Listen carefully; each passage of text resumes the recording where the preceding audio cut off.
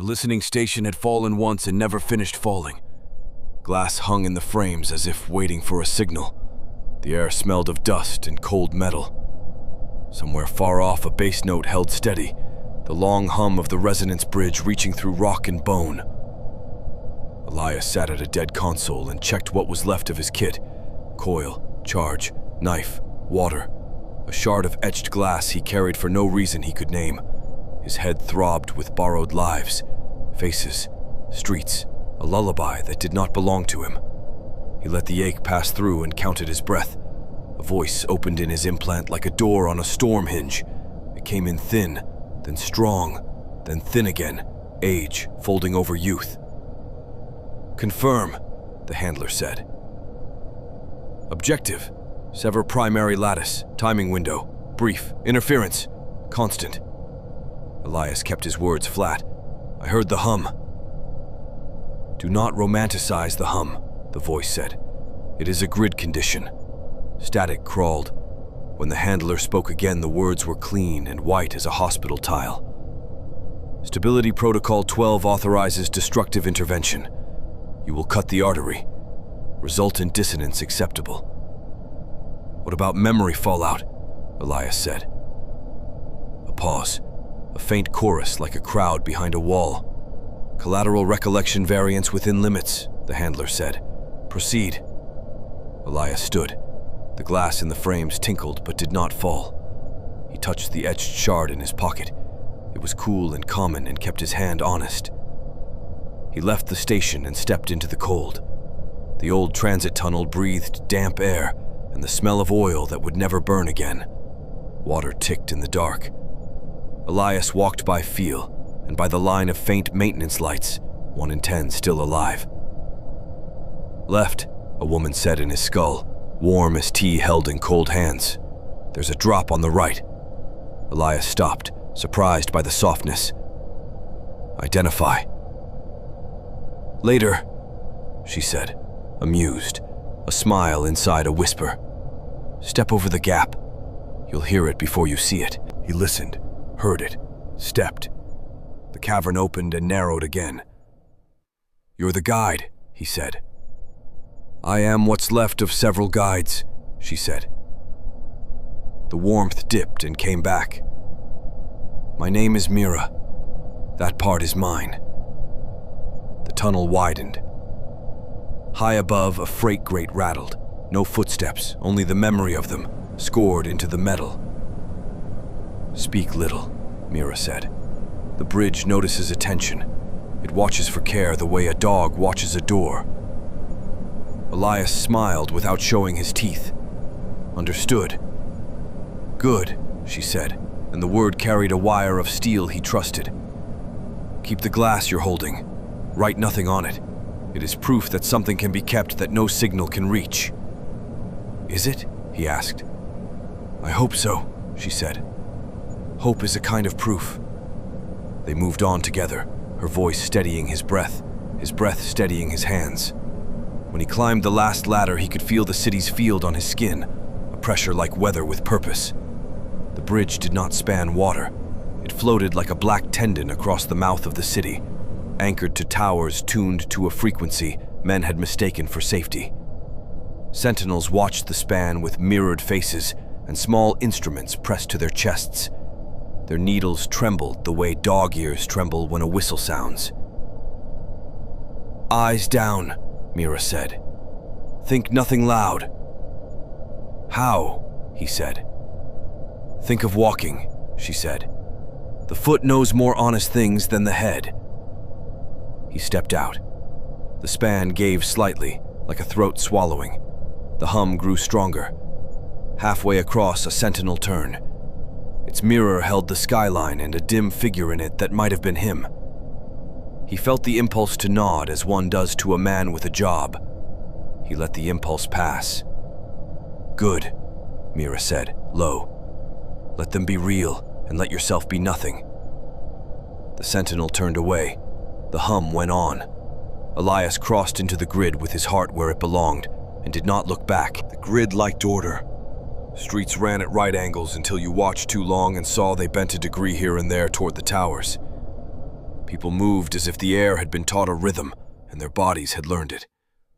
Overhead, thin filaments rose from behind ears to small receivers that glowed the color of cooled steel.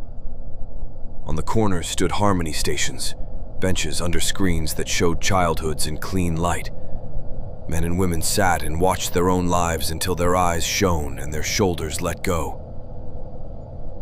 Elias kept to the edges. He watched a girl watch a screen. On it, she took a medal from a hand she did not recognize. Her smile was a stranger's. When she stood, she had forgotten something and did not go looking for it. "Don't stop," Mira said. "We need a room with a locked door. We need one breath that is not shared." They found a stairwell and climbed until the sound of the street thinned. On the landing, a maintenance door waited with its mouth open. Inside stood a closet of old fiber spools and a cabinet that had once been red. Elias closed the door. The world fell to a manageable size. Mira's voice softened. "Now listen to me. Your implant will split when you get near the lattice. It will try to make you two men so neither will finish the job. One will argue to bend the signal. One will argue to kill it. The bridge loves arguments. It eats them. Pick your voice before it splits you." Elias leaned his head against the cabinet and let the cold paint take his heat. "Which did you pick?" he asked. "I picked you," she said. He let that sit inside him until it felt like a true thing. The lattice rose out of the plaza like a chapel built for numbers, all black panes and thin veins of light. The air around it tasted faintly of ozone and old pennies. The hum here was close enough to touch. Elias stepped into the nave. Screens the size of doors showed wars as parades and parades as wars. A boy made bread from air. A prison opened and all the cells were classrooms. The edits wore the quiet smile of work done well. Then his implant caught and tore. A second voice unrolled beside Mira's warmth, flat and utilitarian. "Calibration notice. Coherence variance exceeds tolerance. Recommend corrective integration." "Don't listen," Mira said, quick. "Integration ensures stability," the new voice said. "Amendment pathway. Redirect edits. Preserve function. Limit dissonance." The new voice spoke like paper filed in a correct drawer. Elias felt the ease of it like a coat that might fit. Another voice rose like a match struck in wind, harsh, fast. "Burn it," this third voice said. Elias recognized his own anger cut thin. Lies at scale are still lies. You cannot comb the wolf smooth and call it a dog. "Incendiary outcomes reduce survivability," the paper voice said. "Risk unacceptable." Mira came close in his ear, steady. "This is where the bridge feeds you yourselves. One gentle, one furious. It doesn't care which wins. It cares that you never become one man long enough to act." The screens showed a man who looked like him leaving a farmhouse. The woman in the doorway looked like no one, and exactly like Mira. Elias stared until the image blurred. He chose. He went to the panel marked for service and broke the seal. Behind it stood a ladder down into black with a low wind rising. "Tools," he said. "Left pocket," Mira said. "You put them there." He smiled. "Right." He climbed. The shaft narrowed. The hum climbed with him, a keen that made his teeth sing. At the bottom he found the core, a cylinder alive with slow blue, the same color as dawn over machines. "Calibration override. Access denied." "Go to hell," Elias said, and set the charge with hands that did not shake. He wired it to the coil in a way a man wires a hook while the fish still runs. Simple, sure, no flourish. The paper voice pressed in. "Amendment alternative. Minimal edits. Quiet liberation. No casualties." Mira spoke low. "There are always casualties. We just prefer not to count them when they are inconvenient." Elias breathed once. Twice. He remembered the shard in his pocket and took it out. With the tip of the knife, he scratched a line in the glass. Then another. These marks were crude and strong. He did not write words. He drew a small, very old thing. 2 lines crossing.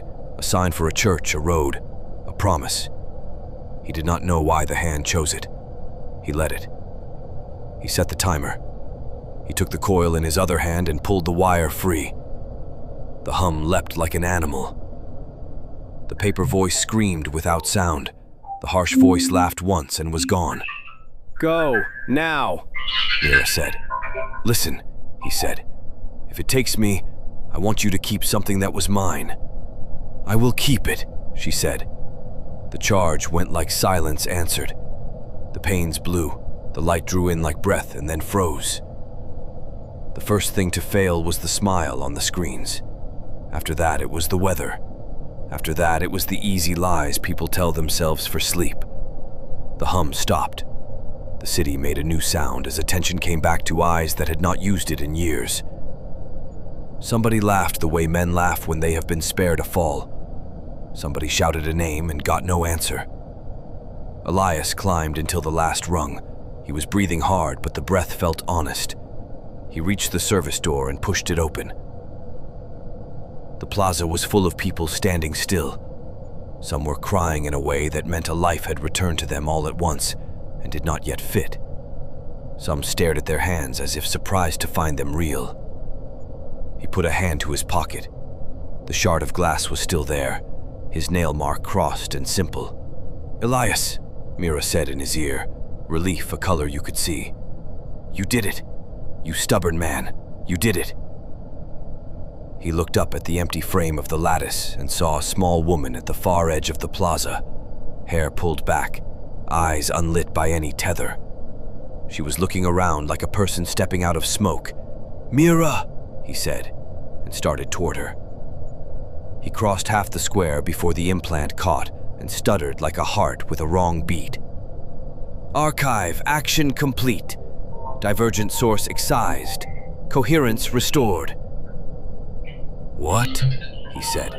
The word came out thin. Mira turned at the sound of his voice.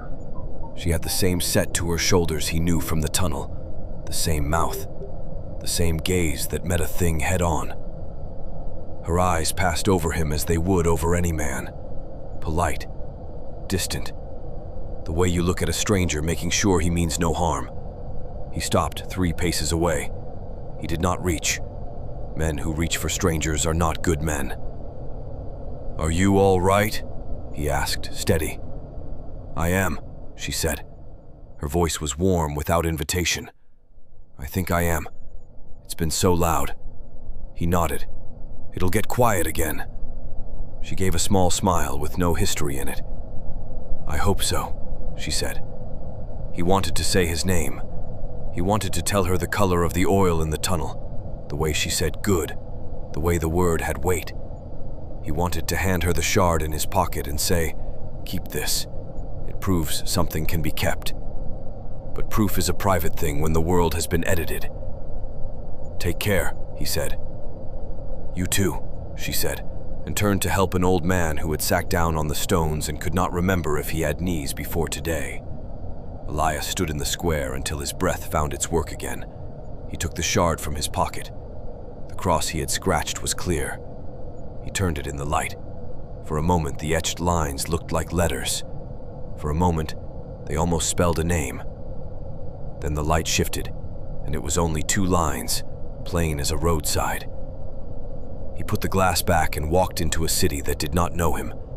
The bell was still ringing somewhere, low and patient, as if it had all the time in the world.